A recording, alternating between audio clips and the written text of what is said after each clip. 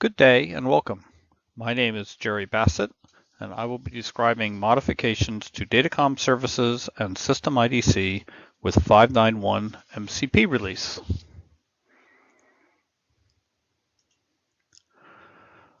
Real stations supported by NSP connections no longer exist, and much of that functionality has now been removed from the MCP. Declared stations and Datacom info files serve to enumerate MCS names. The functions in System IDC to move, add, subtract stations and lines are no longer available when accessing the active Datacom info. All functions are available when accessing a non-active Datacom info file. Customers are encouraged to use the System Datacom info provided with release software. Here's an example of the IDC Home Menu when accessing the Datacom info file. As you may see, the Home Menu is limited to functions that are available in this context, reducing the clutter of unavailable choices. The Create function advances to allow creation of MCS application names only.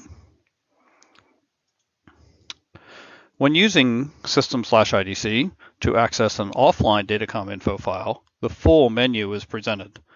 This allows customers to remove deprecated objects such as stations, lines, LSPs, and NSPs from their existing Datacom info configuration. Customers are encouraged to use the System Datacom info file provided with the software release for their configuration if the only thing they need to do is add MCS application names.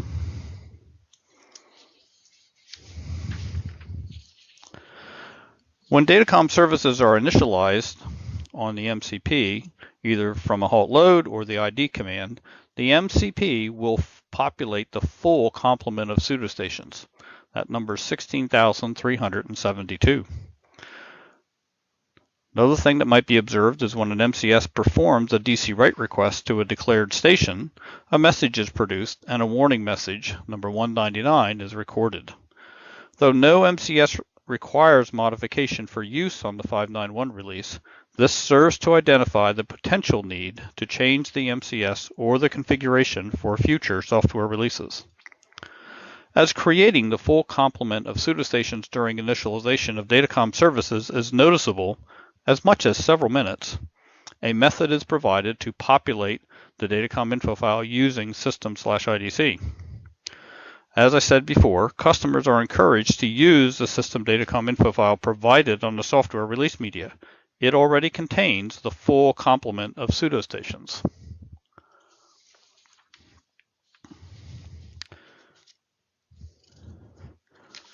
The following here is a description, self-descriptive on this example, of a method to update an offline Datacom info configuration file, adding the full complement of schedule stations and pseudostations.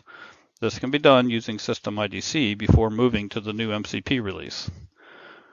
This completes the presentation of changes with Datacom Services and System IDC. Thank you. We hope you found this presentation useful and informative. Unisys offers a comprehensive set of ClearPath Forward services to enrich the value of your ClearPath Forward applications, data, and systems.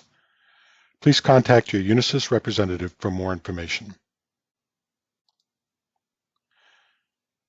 Thank you for your continued use and support of Unisys ClearPath Forward systems. Good day.